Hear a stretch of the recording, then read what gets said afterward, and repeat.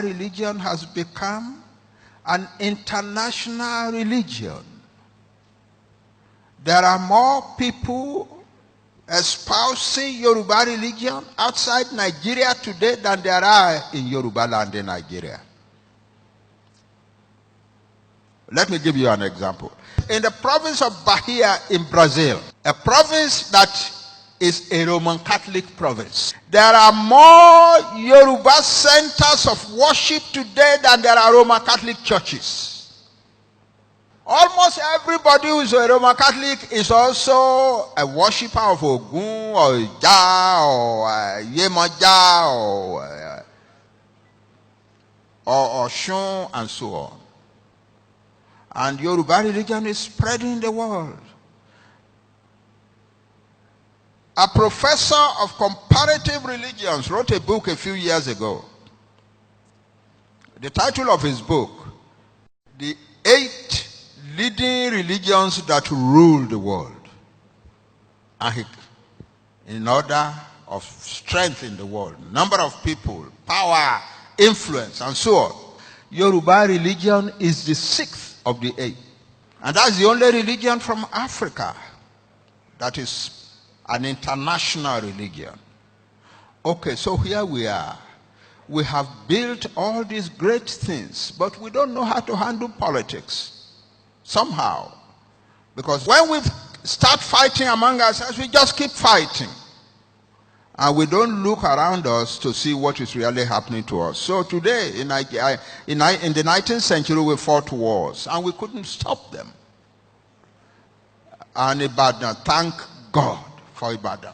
The Ilori people who are not Fulani at all, they were Muslims, but they were not Fulani. They were leading an army to conquer the whole of Yoruba land for Islam. So the Ibadan people met them in Oshogbo in 1840 and soundly defeated the army, destroyed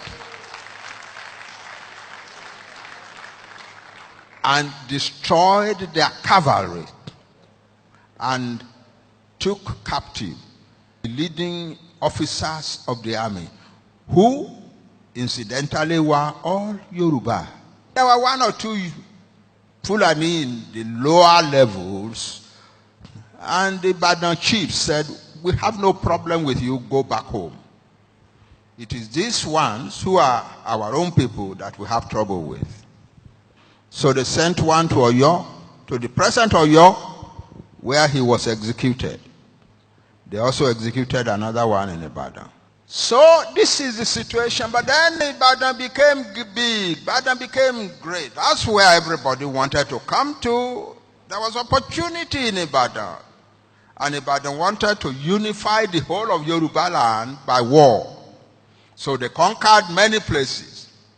The only people left that they did not conquer were these far southern peoples, like the Jebu, the Ondo, Owo, and so on. But Ekiti, what is now Oshun, Ijesha, most of Igomina, and so on, they just ran over the place and created an empire and put Ajeles everywhere. Then the Ekitis, you know who they are. They didn't know how to handle it for a start.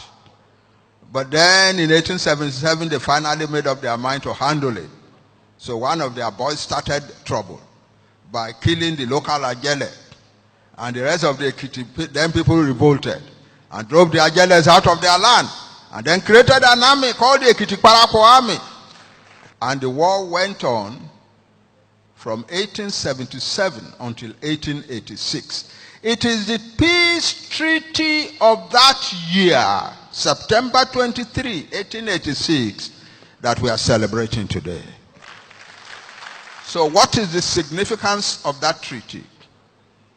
It brought to an end in our land a whole century of troubles and wars.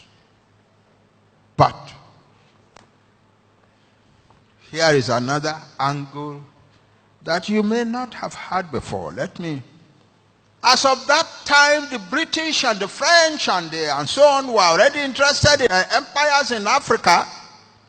But as of that moment, If we had joined hands to defend our land, we would never have become British colony. That's 4 years after that war, after the treaty, the Kiriji Treaty. Ibadan army had an army of about 80,000 men, well armed, on the Kiriji war front. They had made the treaty, but they had not gone home. They had an army of about 80,000 people in the Kiriji war front. The Ekiti Kwarako had an army of about 50,000. I want you to get a piece of paper and pencil and write these things down. Ilorin, which I told you was mostly Yoruba, was Yoruba in command and everything, had a small army supporting the Ekiti Kwarako, maybe about 15,000 at the same place. At the same time, Ibadan had an army of about 35,000 in Oru, fighting against the Ijebu. The Ijebu had in Oru an army of about 50,000. Are you adding these figures? The Ekiti Kwarako had sent an army to go and protect Ife under Prince Fabumi of Okemesi and Chief Arimoro from Ilesha. And that army was about 25,000. The Jebu command, high command, had also sent an army to the defense of Ife under the Seriki Ogunshigun, and his army was about 25,000. If we had put all of that together and we had said no white man enters our land, no white man would have entered our land. When the British attacked Ijebu-Ode in 1892, it is because they knew that the rest of us were not going to raise a finger to defend Ijebu-Ode. That's the lesson from Kiriji, from the 19th century, from the wars of the 19th century, from the strength that we built in the 19th century, from our whole history.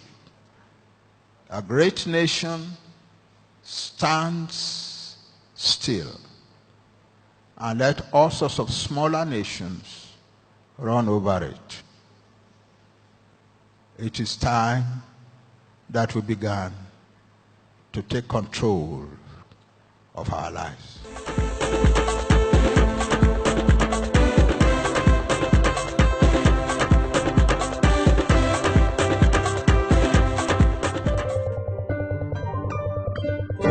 Opomulero, Opomulero, Opomulero, Opomulero.